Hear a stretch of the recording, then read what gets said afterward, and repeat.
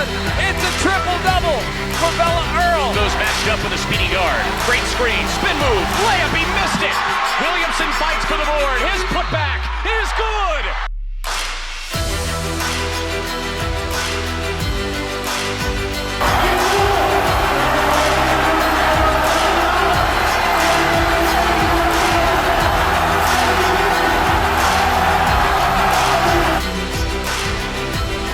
It is the month of August, which means team previews, and joining us this afternoon on the Straight Outta Whack podcast is Kylee Young, the play-by-play voice of the Utah Tech women's basketball team.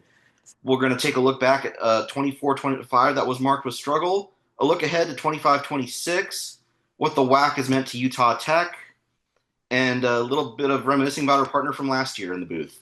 Kylee, thanks for joining us. Yeah, it's great to be here. I appreciate you having me on. So, like I said, we'll start by taking a look back at, coming off the 23-24 season, the fourth place finish in the WAC, the win over Oregon. The program had a whole bunch of momentum in their sails, and then obviously the news comes out that, Maddie and Macy Warren missed the season, but Emily Isaacson comes back for a third year. A young core really never put together a full 40 minutes, but still was able to get a win in the WAC tournament over Seattle. Yeah, I mean, there were positives there. This was a building year for sure for the roster. You mentioned Maddie and Macy out was a huge blow to this team. You lost a ton of seniors, a lot of that. We got Emily Isaacson back for another year, and she was able to lead the team and really be able to get this roster coming up some experience. But this was all about learning the pieces and learning the fit of this team and trying to put things together and mesh. And, you end at least with that win at home. They were able to host that play-in type game at Utah Tech. And, then you have to go take on the number one team after that. So tough on that, but, you push ahead and you look forward to another year and what's ahead. Yeah, and what's ahead is this young core that got that valuable experience led by Chardonnay Hartley, who finished in the top 10 in the country in assists last year. They're going to get the Warren twins back, which is about 30-ish points per game instantaneously. And with a shrunken WAC field, no GCU, you got to think the Trailblazers, when we get to October, are going to be up there when it comes to the preseason poll. Yeah, and they're ready for it. They're excited. Not only that you get the Warren twins back, I think that's huge. That automatically increases that three-point field goal percentage that they rely on. That's the core of their game plan there. So you get that up immediately. And then also you have several players, young or additions in from last year, that played a year in the system. They know the system now. They know what they're coming into. And I'm excited to see what this group is going to put together. Yeah, year two, truth be told, I thought Ellie Taylor should have been the freshman of the year last year. Yeah. She really impressed me, and I was telling Macy this when I had her on at midseason. Just one of the more impressive freshmen in the WAC, just in terms of her ability to contribute from the word go. Right. Her, and I'm going to throw out Kofor out there as well. Both those girls really came in. There was a lot asked of them as freshmen to come in and trying to go.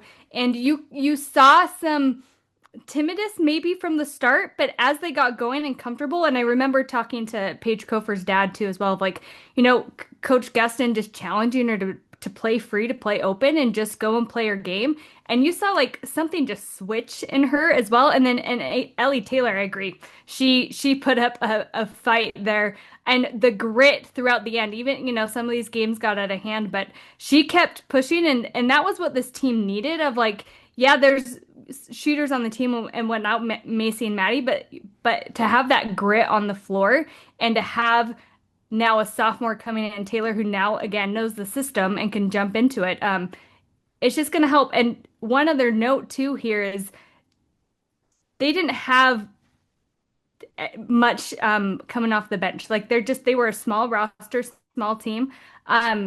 So now with Maddie and Macy, and who knows, what the starting lineup might look like, but to have some of these girls with experience coming off the bench, that's going to be major for this team. Yeah. And obviously the big story is, no GCU, the defending champion. So the margin, to win the regular season is going to be a lot smaller than 6 games. So the question becomes, where does JD Gustin go in terms of a bench to help that starting group out? Yeah, you know what? I'm not even going to play guessing games. I don't, it's going to be tough. Um, so many of these girls can find their way into the starting lineup. I honestly think we're going to see a lot of different starting lineups depending on the opponent. If there's a three-point shooting team, we might see someone else. If there's someone more, um, bigger down the middle, then we might have to go in and get some more forwards in. There's at a time 2 years ago with Brianna Gillen when the Warren twins were in. I mean, they could have started all guards and been totally fine the way they're shooting and their grit and they can play defense. So I think the biggest key here is that there's a lot of options this year, and that's going to help lead to success of knowing. I think just knowing each girl, knowing what their role is on the team and where they stand, and being able to come and to contribute where they need them. We take a look at 25, 26. What are a couple of your storylines as that you're going to work in to those first couple of broadcasts as we work through November and towards the opening of conference play that week of New Year's? Yeah, to me, the biggest, obviously, we've mentioned several times Maddie and Macy Warren being back in the lineup. They've been huge teammates on this roster, and even though they couldn't play last year, still being super involved, as you mentioned. We'll get into it, but Macy on the broadcast with me for a bit. Maddie even scouted a game on the bench for Coach Gustin. Just the way that they were still so involved, even though they couldn't be on the court playing. So I think that's huge. And then what they've learned even from watching and what they can bring onto the floor. The other thing is we talk about all the time in this team, but they are a three-point shooting team. And immediately you get Macy and Maddie in. I think Macy was about 40% from three before she went out in the 23-24 season. And then Maddie was like 35, 36 somewhere. So already huge, huge boost there. But then you got a transfer in Kylee Borden, who also is a good three-point shooter there. She was averaging 38%.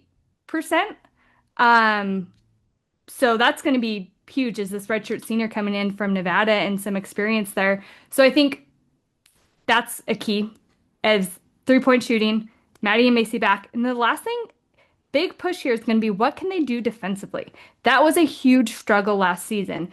And they just struggled off the boards and the defensive rating was down. So what can they do with some of these girls? Again, Paige Kofer coming in, a couple freshmen with Shimada, and then also Lauren Crocker coming in as a junior. Like, what can some of these girls with a little more height and add on the floor for this team, and what can we see there?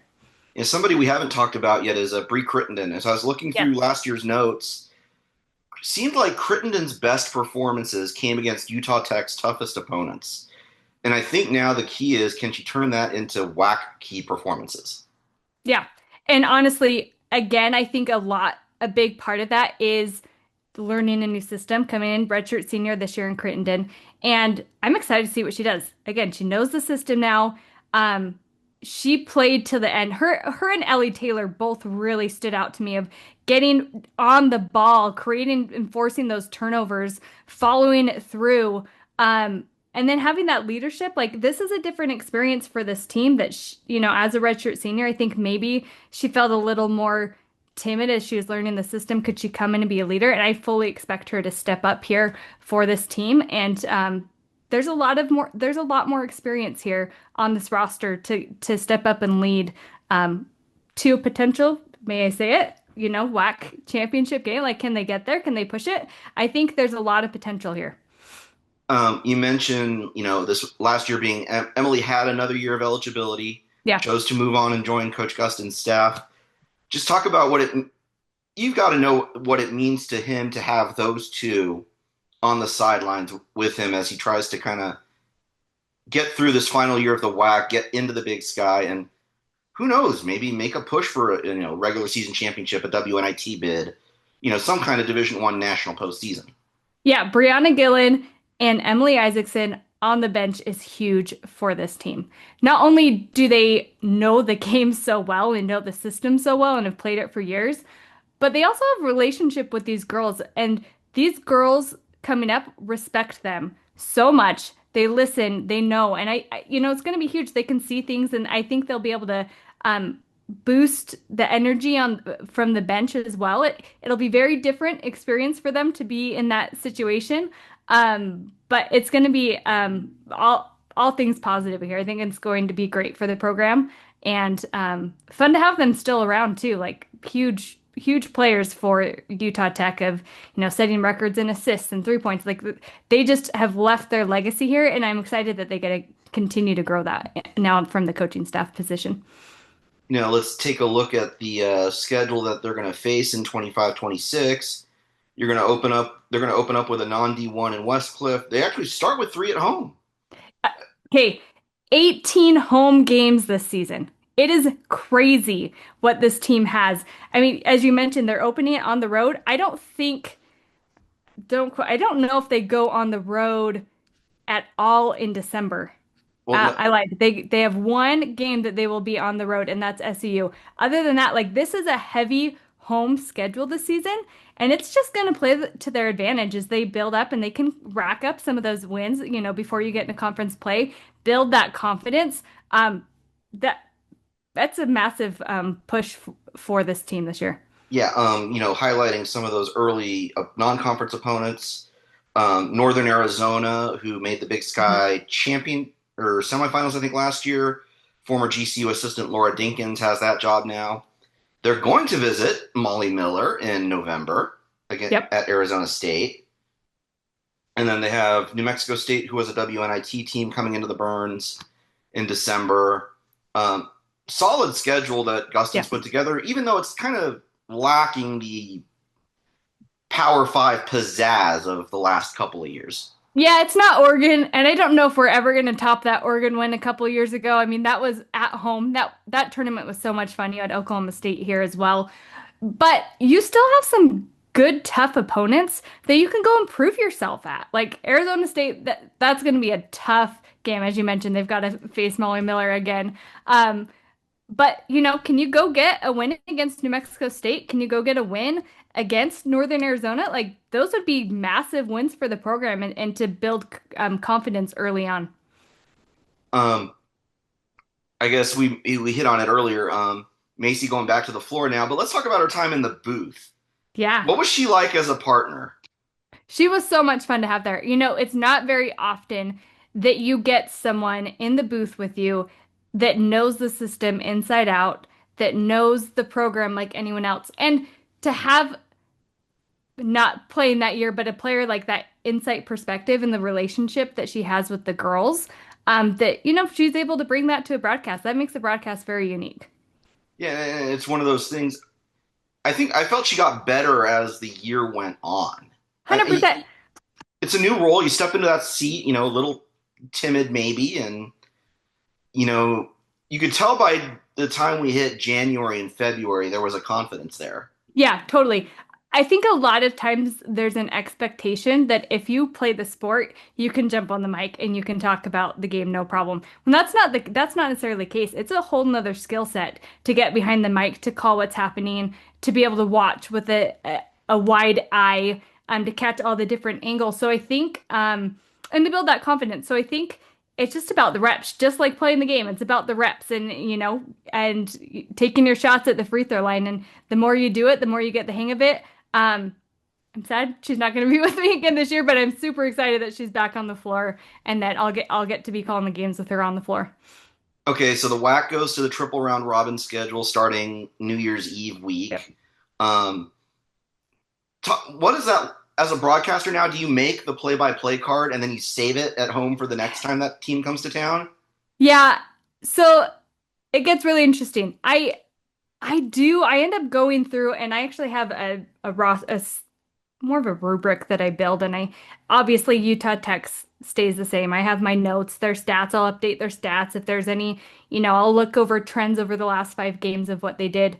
But you know what? As much as you prep for the team, I also feel like you're prepping for the game. So, yeah, I'll know the players a little bit better, but I still like to look at, what are they doing the last five, what's going on, and being able to see like the current trends that are happening rather than, oh, they're just averaging XYZ and playing. So, saves some time, but I still think there's more to it. I do think that it does make the broadcast more exciting because, they're gonna have played again and I can jump in and pick up, on the last game and what we saw and maybe the little tidbits that I keep notes of that maybe don't make it into a news article afterwards or into a stat box that we can, draw on some of those storylines and things that we saw from that first matchup.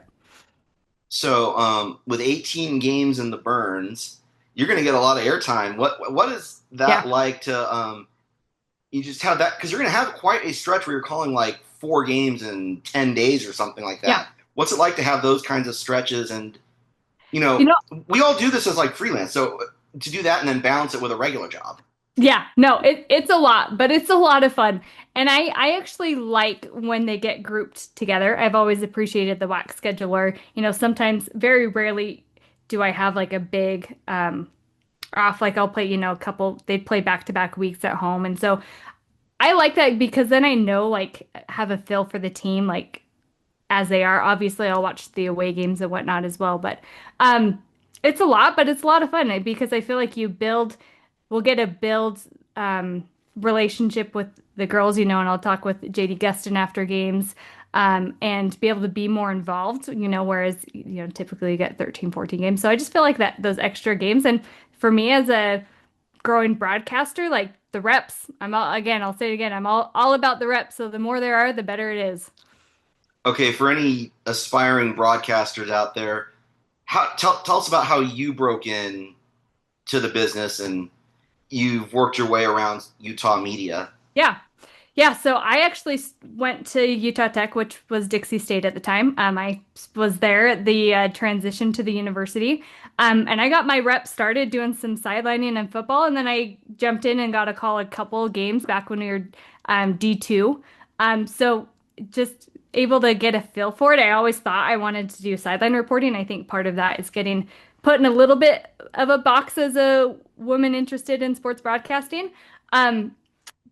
But I got to call a couple games. And then I went on and got a job with the Utah Jazz as a broadcast assistant, worked with them for 3 years. And big thanks to my mentor, David Locke, who's the radio play-by-play voice for the Utah Jazz. Got to learn from the best, got to sit on those broadcasts and work with him. And that was huge. But while I was there in northern Utah, I had the opportunity to call games for Weber State. And so that's really kind of where I dug and got started. I was calling volleyball and women's basketball for them as well. And that's where I like really started getting my love of like, ooh, I really like the play-by-play. The play-by-play is a lot of fun. Like, don't get me wrong, sideline's great. But I like calling the action. So from there, I was able to grow. Again, get the reps. I was there a couple seasons, went to SUU for a couple seasons as well. And then was back in the area. And with the change to Division One, ESPN Plus games, they were looking for a more stable voice to be able to call the games. And I was able to, with connections of former SIDs, I was able to come in and get a start and kind of full circle moment to be back, kind of where I started. But I love it and always appreciative for the opportunity. Okay, so obviously this being what I'm calling the last dance with the WAC in its current iteration before everybody goes their separate ways, just talk about what the WAC has, Utah Tech, the WAC era has meant to Utah Tech. Because as Ken Baser said when the move went or was made public, without the WAC, there is no Utah Tech in Division One. No. I mean, it's tough going D1. It's a huge transition to go from D2 to D1. And I think everyone knew it and was aware of it. It's just the level of talent. I mean, there's talent everywhere, but it's a different game when you step up. And it's hard to find that right fit as you're coming up and having that to make that change. And the WAC was such a good fit for Utah Tech of, able to be challenging enough, but yet be able to compete in certain areas and be able to come in. I mean, also, if Maddie and Macy wouldn't have gone down, that a couple of years ago and that to finish the season, what could have happened? That could have been a huge play in the conference tournament. So being able to just come in and get feet wet and started in Division One, with great opponents and a well receiving conference, with great opportunities, and it couldn't have been a better spot for Utah Tech. And now Utah Tech will go to the Big Sky in 26, 27. Yep. Just, I don't know that any of us expected regionalization to happen this quickly. Yeah. I mean, if you listened when we had Dan Nielsen on last year, he kind of predicted it, but I don't think any of us saw it this quickly. Yeah, no, I mean, NIL and everything has changed the game for conferences, and so it's tough, and it's getting regionalized, as you said. Big Sky is going to be really interesting for Utah Tech. I think what it does is you've got SUU and Weber State will also be there. Like, there's some good competition in state. I think you're going to have some fun rivalries start to develop. Obviously, SUU, Utah Valley have been there in the WAC, but we've been playing Weber State every year essentially as well. So I think that continues to root, and I think it's good. That's good. It's fun to have those rivalries, the fun in-state competition, and I think it's going to be a good program as well. Obviously, the WAC has been great, and you'd love for it to stay as it is, but things are changing quickly, as you said, around here. You talk about Utah Tech in the WAC and just the Big Sky movement, but do you think it changes the type of student athlete that maybe JD Gustin has access to on the recruiting portal? With moving to the Big Sky? Yeah. You know what? I don't know if it changes, honestly. I think D1 is D1. And if, you are to a caliber that you want to go and can play in a power conference, that's great. But I think where Utah Tech is at in that mid-major sitting, like, what can you go and do? And can you get some of these players that maybe didn't have standout high school careers, but the talent's there and they just need some coaching? I think that's where the opportunity lies. And JD is a great coach and is able to, you see what he's done with Brianna Gillen and Emily Isaacson and the Warren, just what he's able to do. So I don't know if it changes recruiting. I think going D1 changed recruiting in a major way, but I don't know if a switch to the Big Sky makes that much of a difference, other than, it's again still in a conference with great opponents, and the in-state rivalry. Does that expand your recruiting in the state maybe? All right. As we kind of wrap things up here, what's the hardest part about the month of August? Is it that we're so close to football, but yet so far away from basketball because we're, 85 days from opening day? Yeah, yes. And honestly, it's more of like there's so much to be done and prep and get ready, but then yet it's still so far away as well. I mean, this month is going to drag on until it's kickoff day. I actually call volleyball for the university as well. So I at least have volleyball here on the horizon soon. But yeah, the basketball. So once I get into volleyball, I feel like, okay, it just kind of triggers fast. And I mean, they have their first game November 3rd. So I'm pretty happy about that we're starting off pretty early in the month of November and getting things rolling here soon. It will be here before we know it. All right. Utah Tech's Kylee Young, thank you so much for the time on a Tuesday afternoon. Just under 90 days until opening day, but about a week and a half until the volleyball openers start. That's right. Thank you so much for the time. Of course. Thanks for having me.